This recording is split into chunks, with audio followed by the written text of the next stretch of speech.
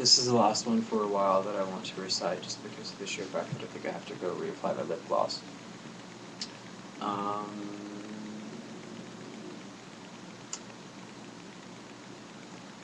think I made it through the A's and some of the B's of a collection of collected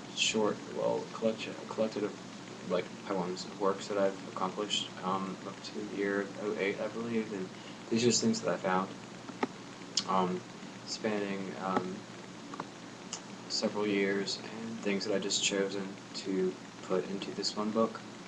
And there's a particularly long poem that would require much dexterity and perseverance on the behalf of the listener and the reader. If I hadn't read it so many times and been desensitized by the emotionality behind it, I don't think that YouTube would actually play it because of the sheer fact that I've been denied a couple of times. I've tried to download it onto YouTube because of the context. So hopefully I might be able to maybe censor it in some way. That would be a bad idea, huh?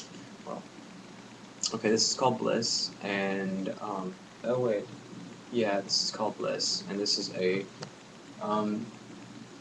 reworking of a poem that I wrote a long time ago for a girlfriend of mine, and it ended up being about my stepmother, and well, like fictitiously about a female who loses her husband to death, an untimely death, and she's left alone in this gigantic house, all alone, looking for faint, like vestiges of him, faint, like, you know, ghosts of who he was and things that he did in the house that always reminded her of him, and that kind of pain that's associated with remembering someone after they're gone.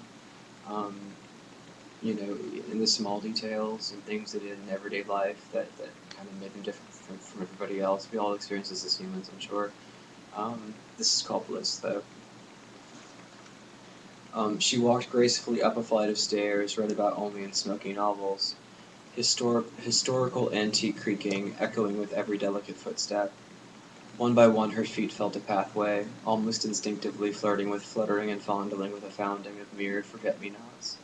She anticipates her destination. She has lost control of her desires. Her eyes now closed, where her loyalties lie. The house lights are merely candles that have grown brighter as the wax is melted away in decay. They burn, brighter now, but fail to illuminate her way. She may as well adorn a blindfold, for she almost prefers to walk eyes closed as she floats from room to room.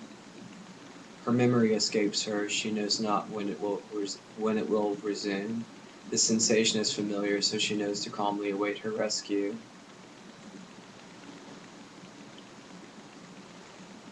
She, now proving temporarily pointless, continues to wander her plantation home with a patience so deliberate it far surpasses that of virtue.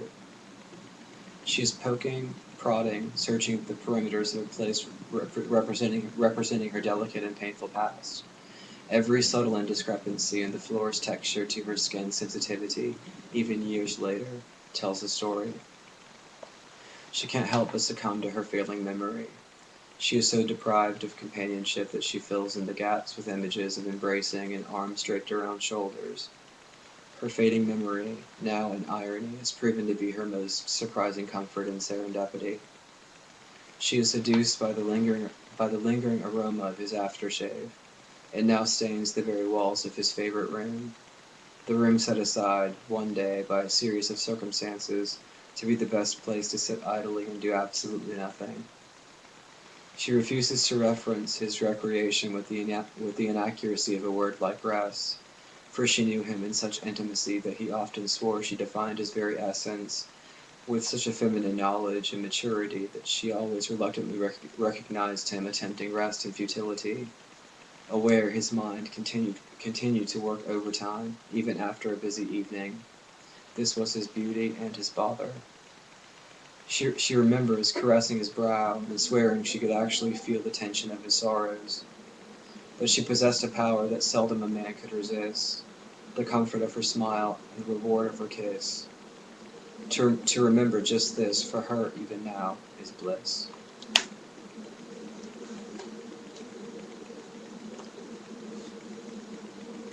I hope that poem never comes true to anyone in my family, but maybe it was just a piece of me feeling lost. I don't really know for sure. Taking those emotions and perhaps, applying them to a third party. I don't really know for sure, but I don't have a plantation home, and I certainly don't have a boyfriend that wears aftershave, or even an ex, so I don't know. Maybe it's just fantasy, fiction, whatever. But I like them a lot. It's one of my favorites. So that's it for the time being. Hope you guys enjoy.